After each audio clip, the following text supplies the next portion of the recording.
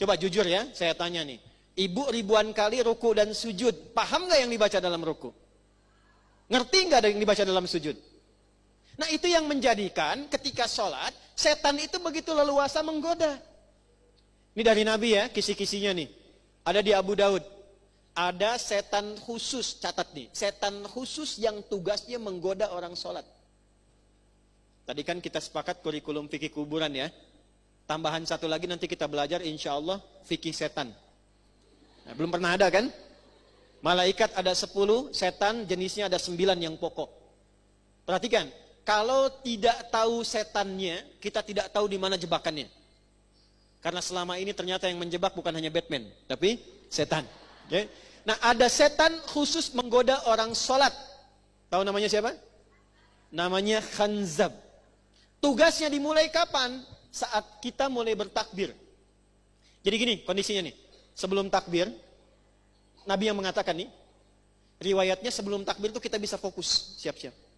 Tapi begitu tangan diangkat dan lisan mengucapkan Allahu Akbar, fayaqulu syaitanu, maka Nabi mengatakan setan mulai bertugas.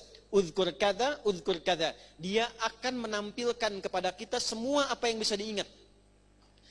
Hatta la yash'ural musalli kam raka'atan yusalli, sehingga orang salat itu enggak fokus salatnya, bahkan dia bisa mengingat apa yang tidak ingin dia ingat, dan ada orang salat bahkan yang lupa berapa rakaat sedang menunaikan salatnya. Pernah terjadi? Allahu Akbar. Tadi saya lupa ya, status belum diupdate ya yang di Instagram. Ya Allah, tadi nyimpan sendal di mana? Jemuran belum diangkat. Itu semua. Baru takbir. Apa yang mencegah kita supaya bisa mengatasi godaan tadi? Salah satunya, perhatikan, lisan berkata, pikiran menerjemahkan, hati meresapi.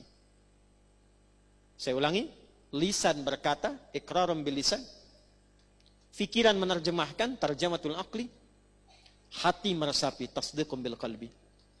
Idealnya begini Bu, Allahu Akbar, tangan diangkat, buang urusan dunia ke belakang.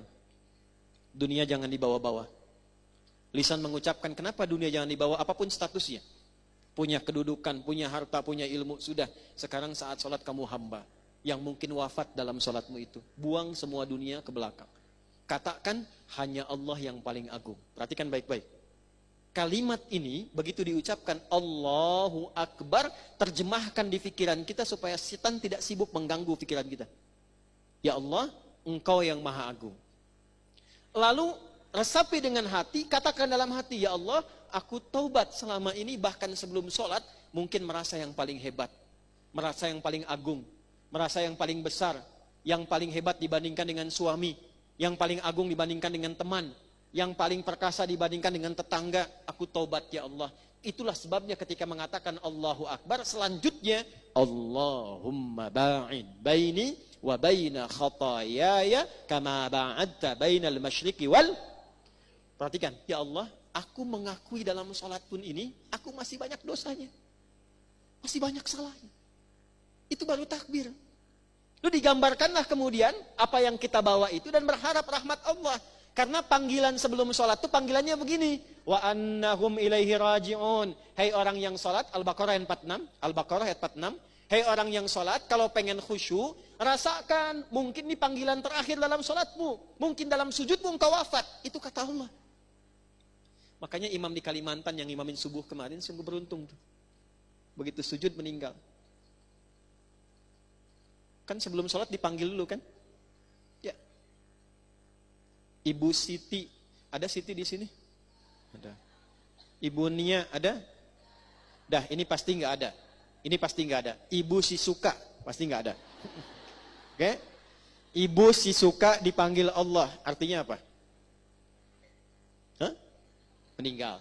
Kita 5 kali setiap hari dipanggil oleh Allah. 5 kali. Pasti meninggal tidak? Tahu waktunya kapan? Mungkin hari ini? Kalau sudah tahu mungkin meninggal hari ini, kenapa masih sibuk dengan dunia? Kenapa kita tidak kelola dunia itu untuk mendapatkan ridho Allah? Maka dibalik, salatnya Bunda Aisyah, Sayyidah Aisyah radhiyallahu ta'ala anha, tidak pernah mengucap sesuatu kecuali paham apa yang diucapkannya. Dan itu yang mengajarkan siapa? Bapaknya. Abu Bakar itu diminta oleh Nabi jadi imam, selalu menolak jawabannya. Jangan saya Nabi, jangan saya. Kenapa? Karena beliau itu kalau sudah takbir, itu langsung nangis. Nyambungnya itu lama. Bayangkan, sahabat Nabi, dekat dengan Nabi, kecil gaul dengan Nabi, dewasa jadi sahabat Nabi, mengeluarkan semua hartanya untuk Nabi, berjuang dengan Nabi, wafatnya dikubur di samping Nabi, anaknya jadi menantunya, ya, anaknya nikah dengan Nabi, Nabi menantunya di surga bersama Nabi. Itu masih punya pribadi saat takbir, baru baca takbir langsung gemetar tangannya, nangis karena merasa masih ada dosa dalam dirinya. Ya Allah, saya masih banyak dosa. Ya Allah, makin banyak orang mengagungkan saya, padahal saya baru mengatakan Engkau yang paling agung. Sementara orang menganggap saya hebat, mengagungkan saya, menganggap saya punya kuasa, menganggap saya punya harta. Saya tobat, ya Allah, saya masih banyak salahnya. Itu Abu Bakar.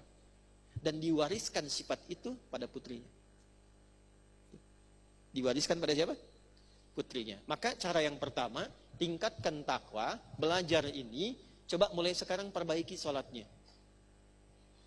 Gak usah dipaksakan semua dulu, satu-satu. Satu-satu. Sekarang saya pengen belajar tentang takbir. Apa maksudnya, apa artinya, apa hikmahnya, praktekkan dalam hidup. Tentang sholat kami punya video khusus dari awal sampai akhir. Ibu tinggal cek di Adi Hidayat Official itu, cari di playlist tentang sholat. Itu insya Allah kami jelaskan dari mulai takbir sampai salam. Sampai kenapa namanya subuh, apa artinya. Kenapa zuhur, kenapa asar. Asar itu bukan sore. Zuhur itu bukan siang, siang itu nahar. Tapi kenapa sholatnya bukan sholat nahar, tapi sholat zuhur. Itu ada artinya. Ya. Nah, latihan itu sampai konsisten. Ya, sampai apa? Konsisten, istiqomah. Nanti untuk konsisten itu setidaknya ada 9 tahapan ya. Ya, consist 1, consist 2, consist 3, consist 5, 4, 5 sampai 10. Dah terakhir. Dah satu dulu aja itu. Jadi kalau kita belajar apa amalan utama beliau? 1, sholatnya. Sayyidah Aisyah ini kaya atau miskin? Kaya atau sederhana? Wah, masa? Tahu dari mana? Hartanya banyak atau tidak itu dulu tuh. Hartanya banyak atau tidak? Tahu dari mana?